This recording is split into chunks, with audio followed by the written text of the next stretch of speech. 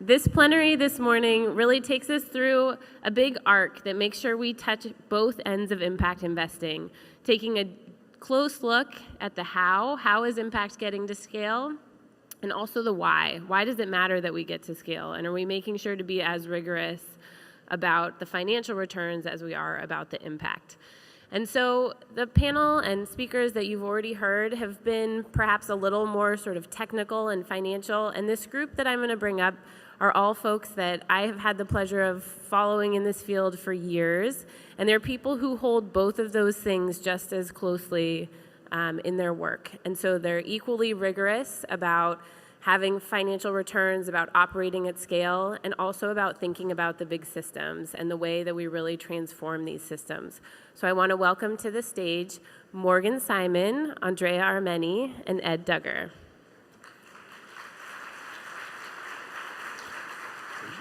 Morgan, let's start with you. You and your partner, Aner Ben-Ami, speak of valuing the how of impact investments more than the what.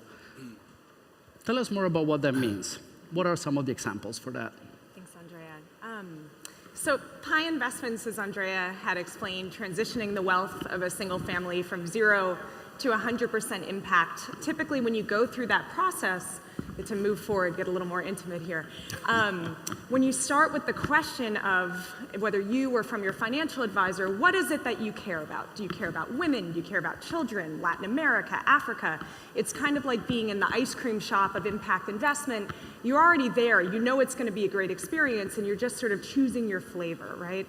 And I think that what we try to really focus on in thinking about not just the what of who's being impacted, but the intertwining of social issues, that you can't solve the environment without solving it for people, that you're always going to have to look at the underlying economic systems that leads toward challenges in all these places. Because otherwise we wake up 30 years later finding we've made a bit of incremental change, but that the fundamental structure is still creating inequality, is still creating challenges for the natural world. So from that perspective, we really try to focus on the how something is being done.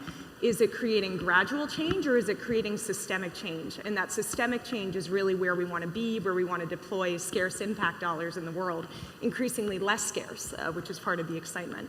And then the other piece, rather than coming from the ice cream shop approach of what do I care about, we try to start from what does the world need, and how do I support that? And how do I even figure out what it is that the world needs? And for us, we take a page from activists who typically will say, take your leadership from affected communities, that people know what they need the best, and how do you make sure that you're in touch? And for us, that means when we look at issues like job quality, we talk to the best fund managers and entrepreneurs, but we also called up 4 workers' rights groups to make sure that we understood what is it that they most care about and are advocating for. When we're looking at renewable energy, we want to read all the social policies and how people are engaging with local communities, but then we also go and spend time in those villages and make sure that we're hearing from people what's really happening in their lives. So that's a sort of bridge building that we see is really essential in creating that how, and also trying to focus on systemic long-term change in our work. Sure. I think fairness is a really important question for the impact investment sector to be considering now. And it's that given all hundreds of years of historic inequalities, as Ed has mentioned, it's created 2 classes of people who get to kind of decide what their option set is in life, of you can be anything you want to be, and others who are given choices between options that have been created for them. And that means that if I'm accepting a payday loan at 300% interest, an online loan at 25% looks like a great choice. Or if I'm using a kerosene lantern, which is dirty and expensive, a solar lantern at $6 a kilowatt hour is a fantastic choice, even if grid energy would be 22 cents a kilowatt hour.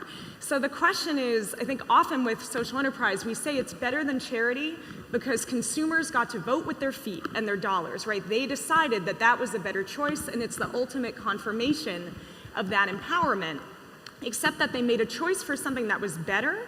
That doesn't necessarily mean that it's fair. And I think that we need to be conscious that markets are great at scaling things that are better, but that we have to be implicitly more thoughtful about how we infuse fairness into that work. And that people often say, don't let the best be the enemy of the good. I worry with impact investment, we're going to let the good be the enemy of the best, because it's very easy to scale good, and it takes a little bit more time and energy to scale best. And just to give a quick example, and if you want to hear more about this story, realimpactthebook.com, you can get the updates on all these great entrepreneurs. But one, Emily Stone, who's going to be speaking, I believe, tomorrow at 4, who started her company working with cacao farmers, not by deciding what her great idea was, but by knocking on the doors of 200 farmers and really getting to know what their needs were. And in a fair trade system where farmers were getting 2 cents more a kilo for their product, she could have said, well, if I give them 4 cents more, that's better, right? And I can stop there. But instead she said, what is it that's actually fair? I'm actually going to put a margin cap on my company to ensure that at least 51% of the value is always going down to farmers.